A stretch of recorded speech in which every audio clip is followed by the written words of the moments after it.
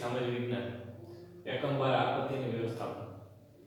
આ એકમમાં વિદ્યાર્થી મિત્રો અલગ અલગ આપત્તિઓ વિશે જે આપણે માહિતી મેળવી, એટલે કે ભૂકંપ, વાવાઝોડું, સુનામી જેવી આપત્તિઓની આપણે ચર્ચા કરી.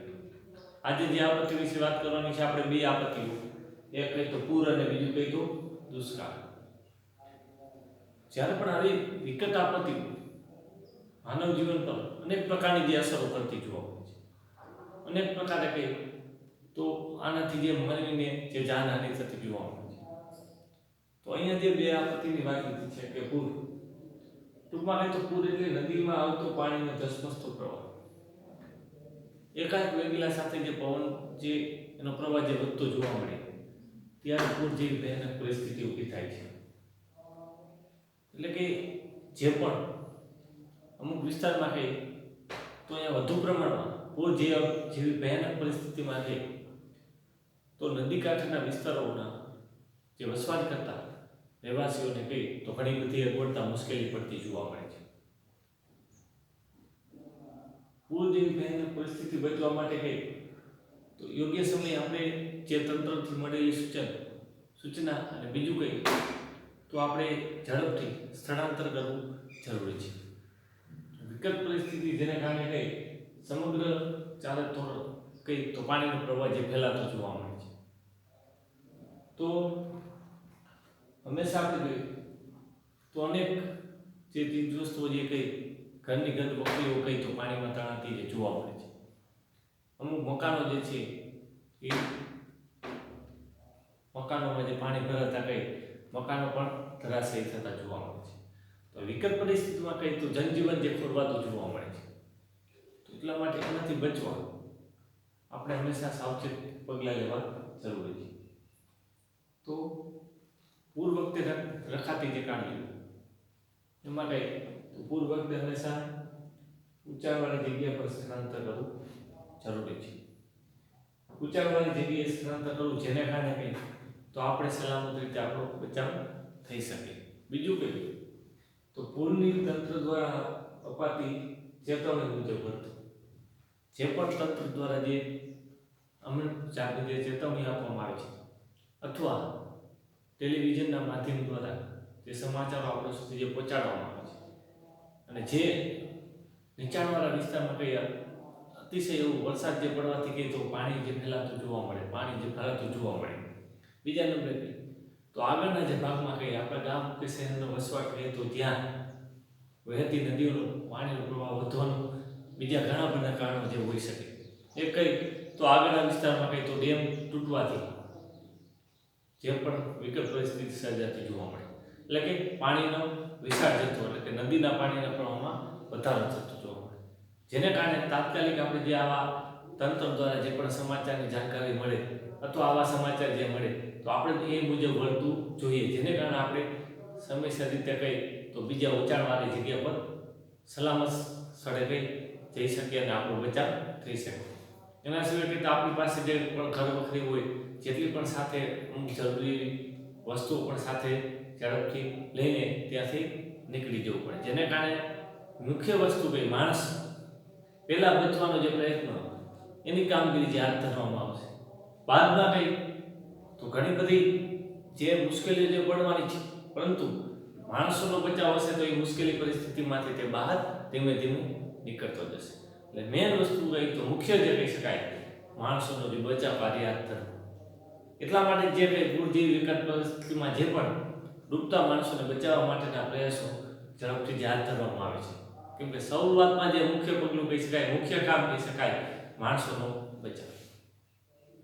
તો અહીંયા પૂર જેવી વિકટ પરિસ્થિતિમાં આપણે સાવધાનીપૂર્વક જે સાવચેત રહેવું જોઈએ અને આવી પરિસ્થિતિમાં ઝડપથી સ્થળાંતર કરી લેવું જોઈએ અને બીજાને પણ સહાય એટલે કે પૂર જેવી ભયાનક પરિસ્થિતિમાં પૂર વહી જાય તોય તેમ છતાં કંઈ તો પાછળ પણ ધ્યાનપૂર્વક એવા પગલાં જો ભરવા જોઈએ.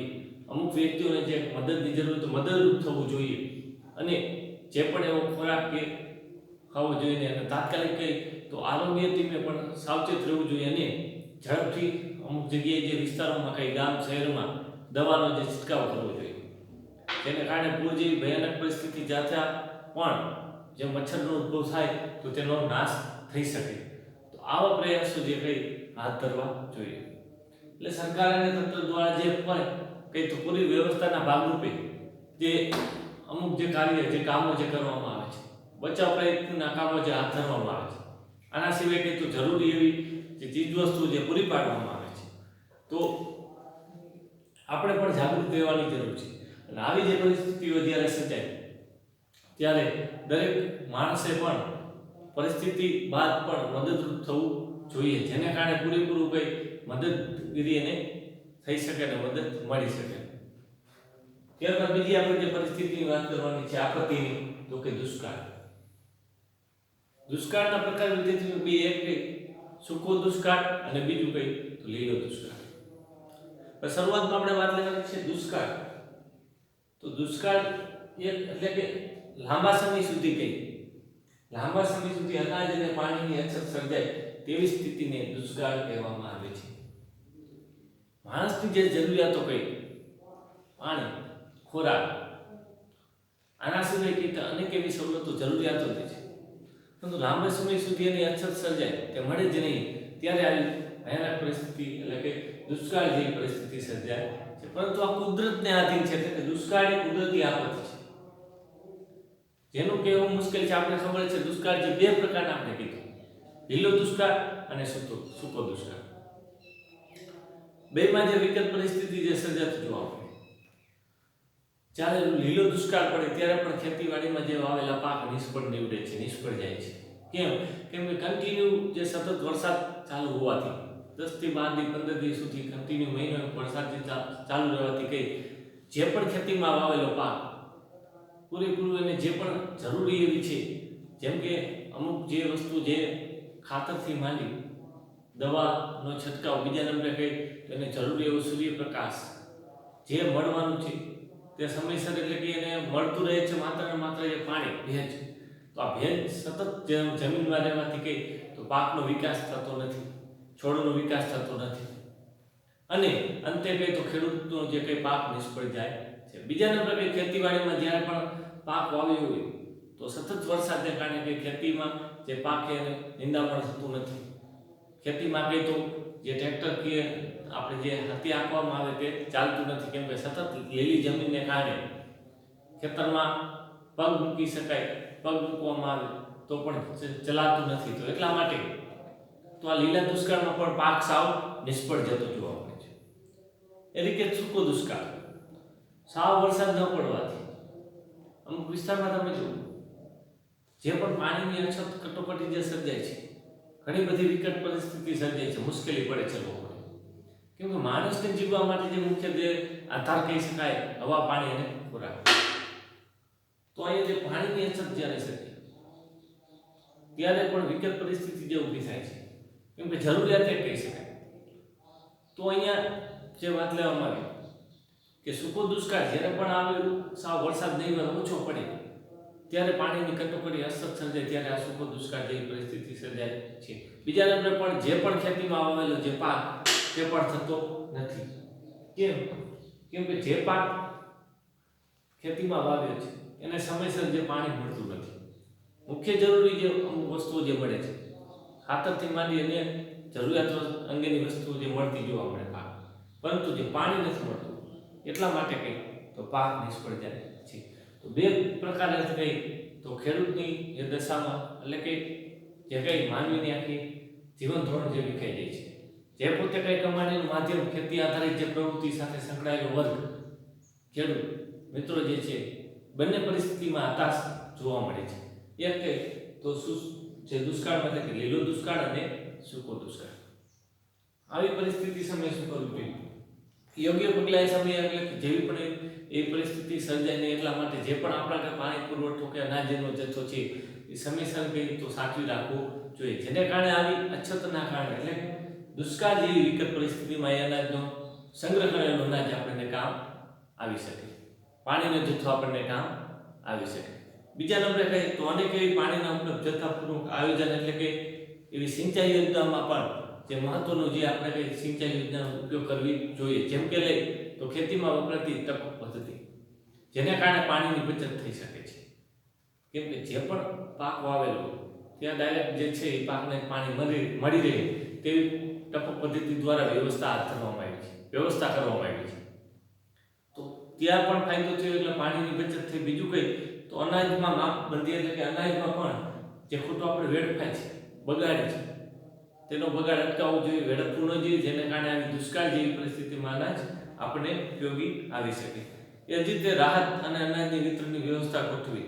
દુષ્કાળ દરમિયાન કહીએ તો દુષ્કાળ પરિસ્થિતિ જે સર્જાય, હવે માણસની જે આવક ઉપર જે અસર જોવા મળી, પરંતુ એને કહીએ તો જે પણ પોતાનું જીવન ધોરણ ચલાવવા માટે, પોતે જરૂરી એવા જે અનેક વસ્તુઓ ખરીદવા માટે જે રૂપિયાની જે જરૂર પડે છે, તો એટલા માટે જે રાહત કામગીરી હાથ ધરવી જોઈએ, રાહતના કાર્યો હાથ ધરવા જોઈએ, જેને કારણે રાહત કામો કરીને કઈ પોતે આવક મેળવી શકે અને એ આવકથી કઈ પોતાનું ઘર પરિવારનું જે ગુજરાન ચલાવી શકે. ત્યારબાદ કઈ તાકી સિવાય અનેક એવા બાંધકામો જે બંધાવવા જોઈએ, જેને કારણે અનેક રીતે પાણીની સગવડતા પણ આપણે ઉપયોગી બની શકે. ત્યારબાદ અનેક કઈ તો જે દુષ્કાળ બાદ કઈ તો ભાવિ આયોજનને ધ્યાનમાં રાખીને કઈ તો અનેક એવા ભાવિ આયોજનના કે જળ સંચયના કામોને અગ્રતા રાખવી જોઈએ, એટલે કે જળને સાચવવા માટે, પાણીને સાચવવા માટેના કે આપણે ચેકડેમો, તળાવો જેનું નિર્માણ કરાવવું જોઈએ, જેને કારણે કટોકટી વખતે કઈ તો એ પાણીનો આપણે ઉપયોગ કરી શકીએ. આયોજન કઈ તો અમુક એવા સ્ટોક કરવા જોઈએ, જેમાં આપણે વાત લીધી કે અનાજ અનેક એવા પાણીનો જે સ્ટોક, અનાજનો જે સ્ટોક, જેને કારણે આવી વિકટ પરિસ્થિતિ, એટલે દુષ્કાળ જેવી ભયાનક પરિસ્થિતિમાં તે આપણને ઉપયોગી આવી શકે, કામ લાગી શકે. અહીંયા વિદ્યાર્થી મિત્રો, જે પણ આપણે આપત્તિની વાત કરી, દરેક આપત્તિ ઉપર જે વિકટ પરિસ્થિતિ જે સર્જાય છે અને માનવી ઉપર જે આખી ગઈ, તો માનવી ઉપર જે માનવીના જીવન ધોરણથી માંડી અનેક જે વિકટ પરિસ્થિતિઓનો દરેક માનવીએ સામનો કરવો પડે છે. હવે આપત્તિની જે અસરો આપણે ત્રીજા મુદ્દા પર જે થોડીક ટૂંકમાં માહિતી મેળવી, તો આ છે આપણી જે અલગ અલગ જે આપત્તિ, પૂર, વાવાઝોડું, દુષ્કાળ, સુનામી. હવે પછી જે આપત્તિની અસરો, એટલે કે જે પણ આપત્તિઓ સર્જાતા માનવ જીવન, જેમ કે ભૂકંપ, પૂર, સુનામી, વાવાઝોડું જેવી આપત્તિઓ ભારે પ્રમાણમાં કઈ જાનમાલનું જે નુકસાન કરે છે, ઘણી બધી જે નુકસાની થતી જોવા મળે છે. એના સિવાય કઈ આપત્તિગ્રસ્ત ક્ષેત્રોમાં કઈ તો અનેક જ્યાં પણ આવી વિકટ પરિસ્થિતિ જે સર્જાય, જ્યાં આપત્તિ આવી પડી, ત્યાં કઈ રસ્તા, મકાનો અનેક એવા જેમાં ખૂબ જ અવર જવર માટે ત્યાં મુશ્કેલી પડતી જોવા મળે છે. જેમ કે આપણે લઈએ તો વાવાઝોડું જેવી આપત્તિ જે સર્જાય, તો ત્યાં રસ્તાઓ જે બંધ થઈ જાય છે, વાહન વ્યવહાર ઠપ થઈ જાય છે, કેમ કે જે વૃક્ષો ધરાશયી રોડ ઉપર જે થતા, રસ્તા ઉપર જે પડતા કઈ વાહન કઈ તો અવર જવર બંધ થતી જોવા મળે, તો આ માનવીની અગવડતા, મુશ્કેલી જે પડતી જોવા મળે છે. એ જ રીતે કઈ અનેક એવા મકાનો ધરાશયી થઈ જાય, તો ધરાશયી થઈ જવાથી કઈ તો રહેવા માટેની જે મુશ્કેલી વધતી જોવા મળે છે. તો અનેક રીતે આપણે કઈ જે પરિવારનો કમાનાર વ્યક્તિ ગુમાવ્યા હોય, તેની સ્થિતિ પણ ભારે કફોડી થઈ છે. જે વ્યક્તિ, એટલે કે જે મુખ્ય આપણે કહી શકાય માણસ, એટલે કે કુટુંબ પરિવારમાં જે કમાઈને આપનાર, જે રૂપિયા જે આપનાર, પોતે જે કામ કરીને જે પગાર મેળવે છે, જે રૂપિયા મેળવે છે, એટલે કે આવક મેળવે છે, અને તેમાંથી આખું કઈ ઘર પરિવારનું જે ગુજરાન ચાલે છે, માત્ર એક વ્યક્તિ ઉપર જ કઈ તો આખા પરિવારનું જે ગુજરાન ચાલતું હોય, હવે કમાનાર વ્યક્તિ જે કહી શકાય, જે એને પરિવારજનોએ તો એને એ વ્યક્તિને ગુમાવવો પડે, એટલે કે એ વ્યક્તિનું જે કંઈ આવી આપત્તિઓમાં જો અવસાન કે મૃત્યુ પામે, તો ઘણા બધા જે પરિવારો છે, તેને અનેક પ્રકારની જે મુશ્કેલી પડતી જોવા મળે. કેમ કે જે પણ કમાણીના મુખ્ય જે વ્યક્તિ કહી શકાય, જેના ઉપર આખું ઘર પરિવારનું જે ગુજરાન ચાલે છે, એ વ્યક્તિને જો ગુમાવવું પડે, તો ઘણી બધી અગવડતા, મુશ્કેલી પરિવારને પડતી જોવા મળે છે.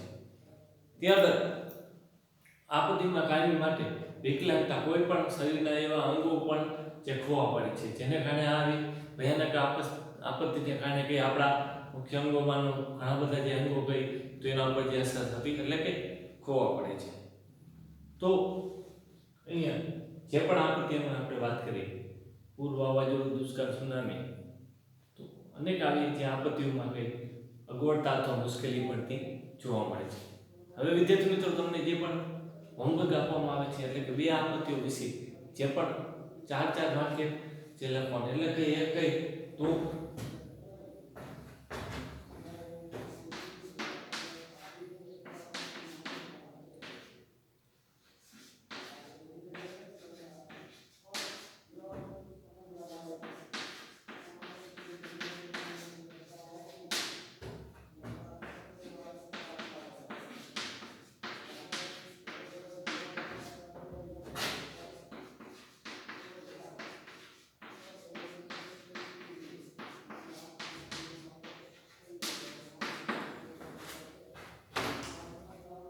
પૂર અને વાવાઝોડું આપત્તિ વિશે 4 વાક્ય લખવા. પહેલા કઈ શરૂઆતમાં આપણે ફરીથી તમારું હોમવર્ક લેસન કઈ તો પૂર અને વાવાઝોડું આપત્તિ વિશે કઈ 4 વાક્ય લખવા. પહેલા પૂર તો એની વ્યાખ્યા, વાવાઝોડું એની વ્યાખ્યા, ત્યારબાદ પૂર જેવી ભયાનક પરિસ્થિતિ દરમિયાન કેવા કામગીરી કરવી જોઈએ અથવા પૂર જેવી ભયાનક પરિસ્થિતિ આફત આવી પડે ત્યારે કેવા પગલાઓ ભરવા જોઈએ, એ જ રીતે વાવાઝોડું જેવી આફત સર્જાય ત્યારે કેવા પગલાં ભરવા જોઈએ. તો આ રીતે બંને વિશે કઈ તો 4 વાક્ય લખવાના, પૂર અને વાવાઝોડું. હવે પછીનું કઈ તો અમુક જે અસરો હજી પણ જે પણ આ બધી જે આપત્તિઓની માનવ જીવન પર અમુક અંતરે કઈ કઈ અસરો પડે છે તેની વાત હવે પછીના આપણે લેક્ચરમાં કરશું.